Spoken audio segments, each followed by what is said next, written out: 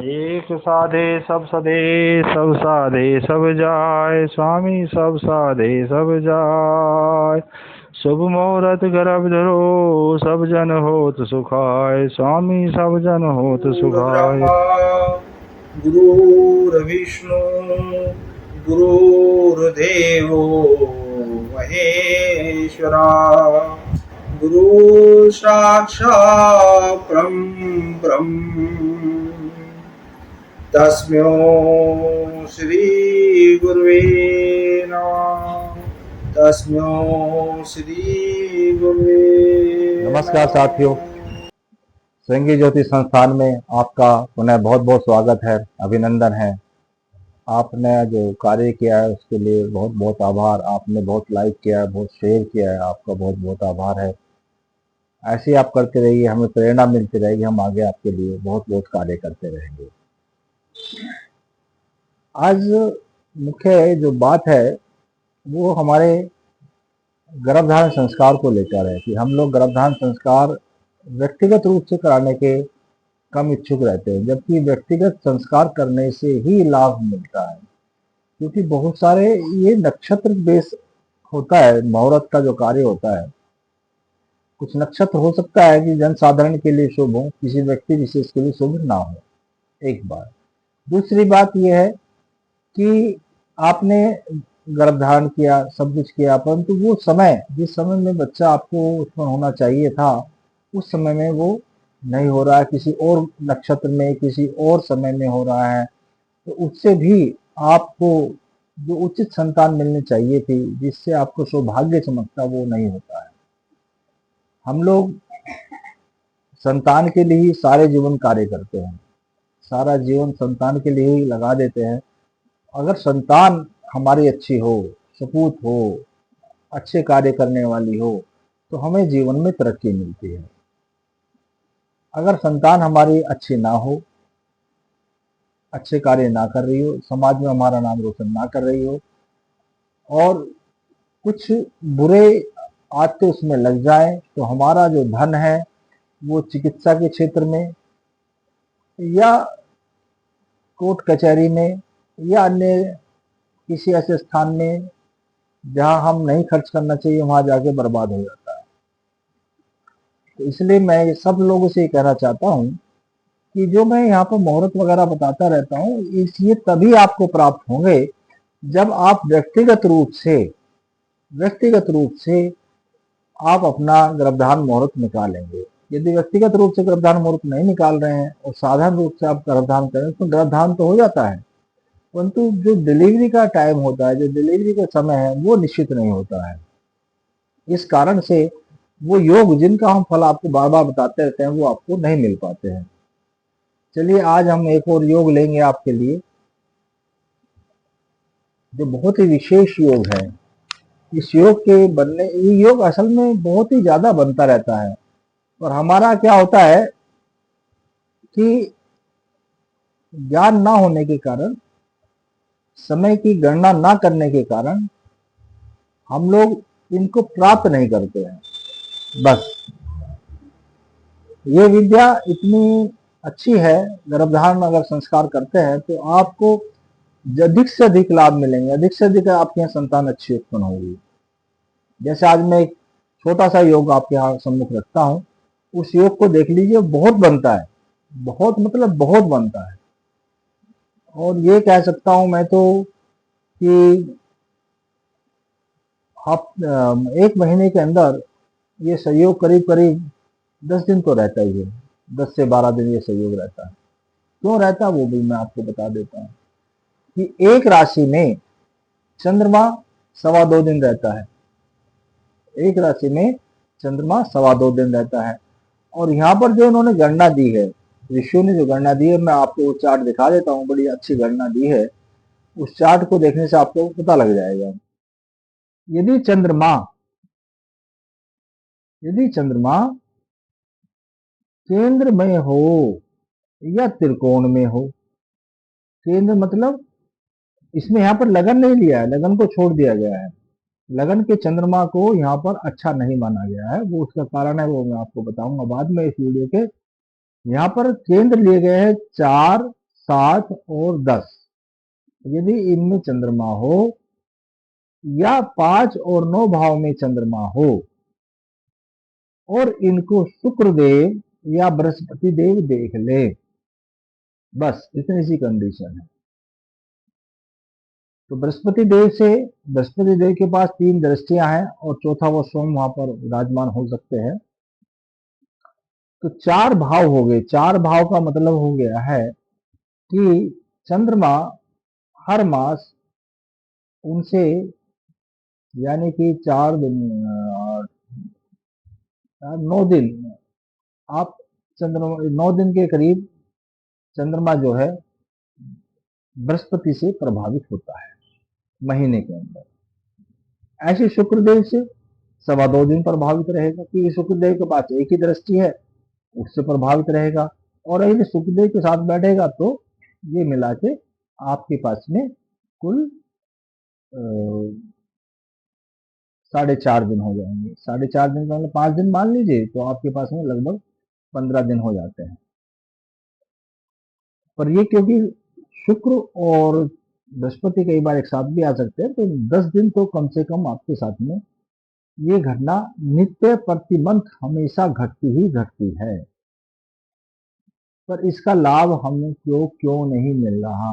क्योंकि हम गर्भधारण मुहूर्त नहीं कर रहे हैं, गर्भधारण मुहूर्त के द्वारा संतान नहीं करते हैं। तो जिसको मिलता है उसको मिलता है, जिसको नहीं मिल रहा उसको नहीं मिल रहा। यानी कि अधिकतर लोगों को इसमें लाभ नहीं मिलता है।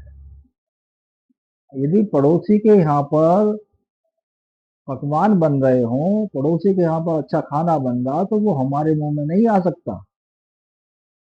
उसको हमें अपने घर में बनाना पड़ेगा, हमें उसे खाने के लिए अपने ही कष्ट करना पड़ेगा।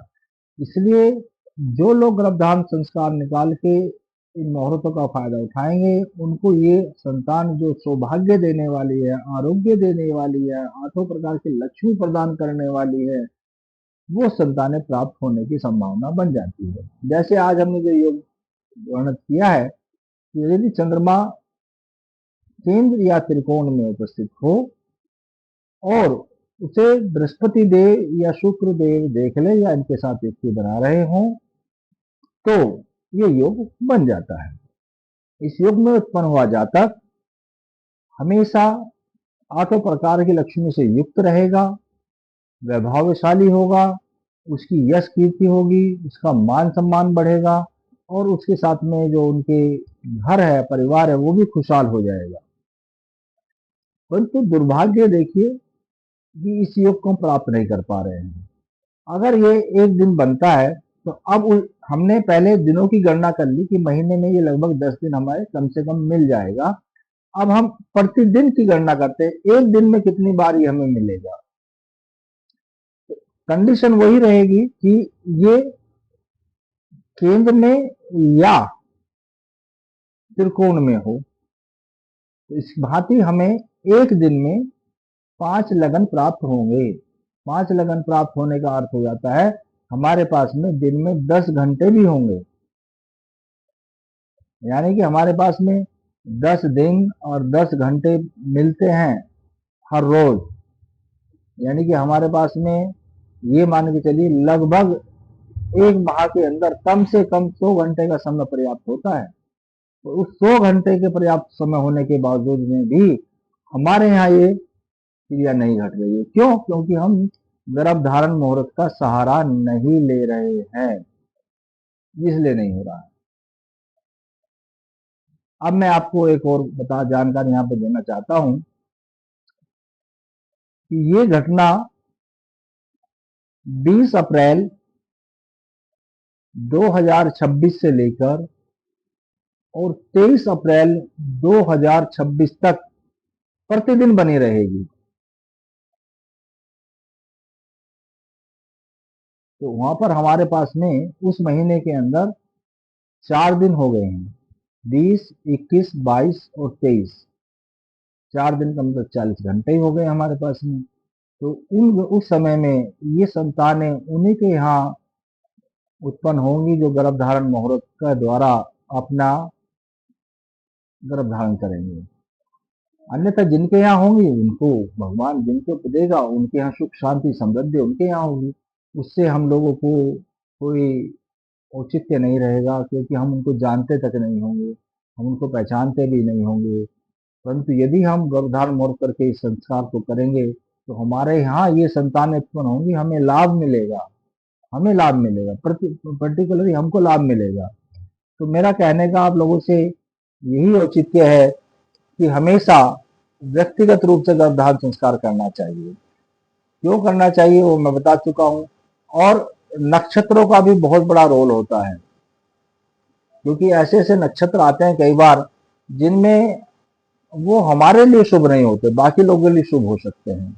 और हमने क्योंकि वो महीने में दिए होते हैं, उन नक्षत्रों में आप जब गर्भधारण करेंगे तो पता लगा कि उसमें गर्भधारण करने वाले लोगों में जो है 90% लोगों को तो फायदा हो गया, 10% लोगों को नहीं हुआ, क्योंकि 10% लोगों के लिए वो नक्षत्र शुभ नहीं हो रहा था। तो मेरा आप लोगों से अनुरोध है कि गर्भधारण संस्कार के द्वारा अपना वंश वेल को आगे बढ़ाए, क्योंकि हम पूरे जीवन कठिन परिश्रम जो करते हैं वो अपने संतान के लिए करते हैं, और वो संतान अगर हमें सुख न दे, वो संतान हमारी अच्छी ना हो, वो संतान हमारी यशस्वी ना हो, तो हमें बहुत गिलानी होती है, जिसका लास्ट में हमारे पास में कोई उपाय नहीं होता है, बिल्कुल नहीं होता है। कुछ लोगों के बच्चे के कारण कोर्ट कचहरी करनी पड़ती है, कुछ लोगों के बच्चे बहुत बीमार हो जाते हैं, उनके लिए दवाइयों में वैसे में पूरी संपत्ति तक बिक जाती है। आप लोग वहां पर डॉक्टरों को फीस देते हैं, वकीलों को फीस देते हैं, सबको फीस देते हैं, परंतु एक अच्छी संतान प्राप्त करने के लिए आप गर्भधारण मुहूर्त निकालने की प्रयत्न तक भी नहीं करते हैं। कम से कम अगर आप प्रयत्न करेंगे तो आपके यहाँ अच्छी संतान होने की संभावनाएं बहुत बढ़ जाएंगी, बहुत मतलब बहुत बढ़ जाएंगी। उन संभावना को बढ़ाइए और अच्छी संतान प्राप्त करने की कोशिश कीजिए। मेरा आपसे यही अनुग्रह है, आग्रह है। अगर ये भी जानकारी आपको अच्छी लगी हो तो इस वीडियो को लाइक कीजिए, शेयर कीजिए, अधिक से अधिक लोगों को इसकी जानकारी बताइए। इस योग का मैंने मुख्य रूप से बता दिया है कि जो बच्चे इस योग में तो पैदा होंगे उनको 8 प्रकार की लक्ष्मी मिलेगी, यानी कि वाहन हो गया, वाहन लक्ष्मी मिलेगी, पुत्र लक्ष्मी मिलेगी, संतति लक्ष्मी मिलेगी, संपत्ति मिलेगी, यश मिलेगा, कीर्ति मिलेगी, सब प्रकार से वो बच्चा सुखी होगा। ये इस योग का मुख्य लक्ष्य है, मुख्य उद्देश्य है। माँ भगवान ने इसे दिया है, प्रभु ने इसको दिया है। यदि ये योग लगन में बन जाए तो ये हानि करता है, ये ध्यान रखना।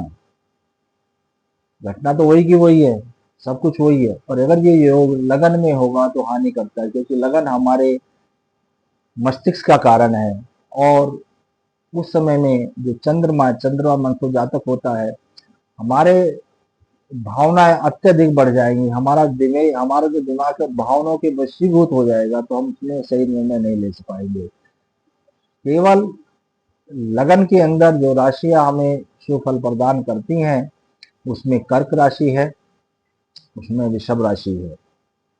ये राशियां हमें लगन के अंदर शुभ फल प्रदान करने में सक्षम हो जाती है, क्योंकि ये राशियां विशेष है। मेष, वृषभ और कर्क, ये 3 राशियां अगर लगन में है और उनमें चंद्रमा विराजमान है तो ये लाभ देंगी, अन्यथा ये लाभ नहीं देती है।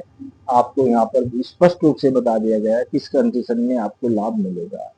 इसलिए हम ये कहते हैं कि केंद्र 4, 7, 10 और 9 और 5 में जब चंद्रमा हो और चंद्रमा को बृहस्पति से संबंध स्थापित हो जाए या शुक्र से संबंध स्थापित हो जाए तो अथाह लाभ मिलता है। संबंध स्थापित युक्ति या दृष्टि से है, यहाँ पर अगर होता है तो लाभ मिलेगा।